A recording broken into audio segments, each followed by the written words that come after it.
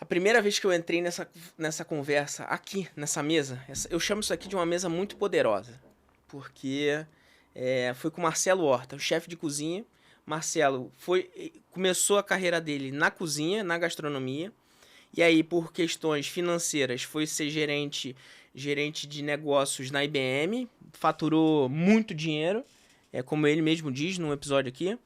E aí chegou num determinado ponto que ele falou assim, não, é a gastronomia que eu quero. Mas como é que eu largo a minha vida estável para que eu possa seguir o que eu quero? Na gastronomia, que é algo que dá dinheiro, mas assim, a concorrência, né? Eu tô entrando num mercado que... E a questão racional, de como é que eu faço para a racionalidade funcionar? Por exemplo, hoje eu te falo a gente tava conversando antes. Isso daqui para mim foi a minha terapia, essa mesa aqui. Porque isso daqui começou de uma forma despretensiosa para ajudar os meus clientes, para contribuir de alguma forma com os meus clientes. E em algum momento, que eu já nem me lembro quando foi, virou a chave de tal forma que eu falei assim, cara, faz sentido. As conversas estão começando a impactar as pessoas no sentido de começar a receber mensagens, não de elogios, mas obrigado pela conversa de hoje. Ressignificou minha vida, ajudou minha vida, contribuiu com a minha carreira, fez sentido o que se fala aqui. E eu já cogitei, por exemplo, largar tudo pro alto. E eu tenho negócios que eu não posso largar, por força até contratual. Para poder pegar e viver disso por 24 horas por dia. Mas e a racionalidade no negócio? Porque fé eu tenho, eu acho que eu tenho. Como que funciona essa questão de colocar, transpor não, é isso que eu desejo, isso daqui é bom o suficiente, transforma, faz sentido, vai valorizar a vida das pessoas. Como? Quando há fé o suficiente para a gente se mover, não existe dúvida. Porque a liberdade é quando não existe escolha. Eu aprendi isso na Índia, quando eu estudei na Índia.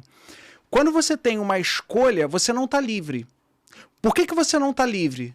Porque te falta fé em acreditar naquilo que você quer escolher e no caminho que você quer seguir. Então a liberdade é a total ausência de conflito, é a não escolha. Agora, qual é o motivo que leva as pessoas a não tomarem uma decisão na carreira, a não tomarem uma decisão numa relação afetiva, a não seguirem aquela voz interna que é exatamente o que a gente quer? Eu vou trazer um conhecimento da Alemanha. Eu tive a oportunidade de estudar ali no sul da Alemanha com o Bert Hellinger. O Bert Hellinger é um filósofo e ele dava aula ainda, e eu tive a oportunidade de ficar lá uma semana com ele, onde ele falou o princípio das 3 consciências humanas. A gente, muitas vezes, a gente vai para o certo e para o errado, e a gente acha que a vida é racional e emocional. Na verdade, a vida são 3 consciências, para qualquer decisão que a gente tome. E eu vou explicar de uma forma muito simples, assim como o Bert Hellinger simplifica. Existe a consciência individual, que é a nossa voz maior, que é aquilo que a gente quer, e aí a gente vai agora fazer aqui um paralelo para lembrar do homem nas cavernas, né? Então, eu tive a oportunidade de visitar alguns lugares assim bem pré-históricos, e eu lembro no deserto da Namíbia, tinha várias pinturas rupestres, e os homens se abrigavam e viviam entre 10, 15 pessoas no máximo, não tinham muitos filhos, porque eles queriam se transportar de um lugar para outro através de grupos. Por qual motivo eles se transportavam através de grupos? Porque eles descobriram que se a pessoa saísse sozinha, existia um predador, vinha uma chuva, então a pessoa ficava muito mais desprotegida. Quando eles saíam em grupo, a possibilidade deles sobreviverem era muito maior. E isso faz com que a gente entenda a segunda consciência, que é a consciência de grupo, que começou exatamente nessa época, onde o homem lutava pela sobrevivência. Então você tem a consciência individual, que é aquilo que você quer. Eu quero sair da caverna para ir pegar uma água. Não, mas calma aí, você não vai sair da caverna. Se você sair da caverna, é perigoso lá fora, vai ter um predador, vai ter um hipopótamo, vai ter um elefante, vai ter um leão. Cuidado, volta pra cá. Mas eu quero ir, papai, eu quero ir porque lá tem uma água e é muito legal aquela água ali, eu quero brincar na água. Não, não vai não, volta aqui pra caverna, fica aqui dentro. E aí, quando a gente transporta essa história para os dias de hoje, a gente começa a perceber que o ser humano, ele fica exatamente nessa consciência de grupo no meio de uma tomada de decisão profissional, ou no meio de uma tomada de decisão na vida afetiva, onde muitos pais ou muitas mães falam assim, você não vai casar com ele porque ele não vai te dar futuro, você não vai casar com ela porque essa mulher é isso, é aquilo. Então, quando a gente começa a perceber que a nossa voz interior, a nossa consciência individual é a consciência do querer, mas ao mesmo tempo a gente não toma a decisão que a gente quer, porque a gente tem uma consciência de grupo que muitas vezes essa consciência está ali para nos proteger, mas a gente acha que essa consciência está ali para jogar um balde de água fria, a gente acha que essa consciência está ali para acabar com a gente. A gente deixa de ver a terceira consciência, que é a consciência de solução. O que é a consciência de solução? É o equilíbrio entre a consciência individual, que é aquilo que a gente quer, e a consciência de grupo.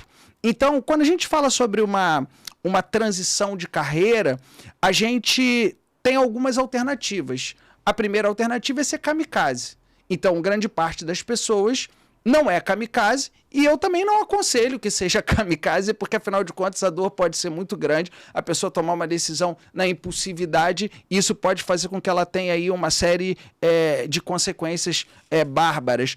Então, a outra possibilidade é escutar essa consciência de solução, que pode ser assim, deixa eu fazer um planejamento a médio prazo, deixa eu fazer uma coisa de cada vez, deixa eu fazer conta. Tá, mas olha só, vamos fazer uma conta equilibrando. Porque quando a gente fala de padrão de vida, a gente pensa que a nossa decisão ela deve ser pautada no padrão de vida. E, na verdade, a decisão que é pautada no padrão de vida faz com que a gente procrastine, se auto-sabote, deixe para o dia de amanhã. Mas, na verdade, se a gente olhar para a consciência de solução, que é a média entre aquilo que a gente quer e aquilo que a família, os amigos, essa voz da sociedade fala, quando a gente chega ali daquele equilíbrio, a gente tem que tomar uma decisão pensando assim, cara, eu não consigo ter o padrão de vida que eu tinha antes, mas qual o mínimo? O mínimo que eu consigo para poder pagar minhas contas, para poder... O mínimo. Eu vou cair meu padrão de vida, mas eu vou estar produzindo em um trabalho que eu tenha mais foco, que eu tenha mais paixão, que eu tenha mais amor, e assim eu consigo crescer e conseguir escalar o meu resultado. Então, recapitulando, a consciência de solução é o equilíbrio entre a consciência individual, que é a nossa voz, é aquilo que a gente quer, e a consciência de grupo, que é aquilo que nos protege, mas a gente, às vezes, não interpreta como proteção. A gente acha que a consciência de grupo quer acabar com a gente, e na verdade não é. Agora vem a minha resposta final para a sua pergunta, que é a seguinte. A fé que funciona, junto com a consciência de solução, a fé que realmente faz diferença, junto com a consciência de solução, é a fé inabalável. E a fé inabalável é quando a gente assume que é a ovelha negra. A ovelha negra da família, a ovelha negra da sociedade, a ovelha negra entre os amigos. E aí eu vou te falar uma coisa. Ser ovelha negra é um processo muito solitário, assim como ser empreendedor é um processo muito solitário, assim como ser feliz, muitas vezes exigem decisões extremamente solitárias.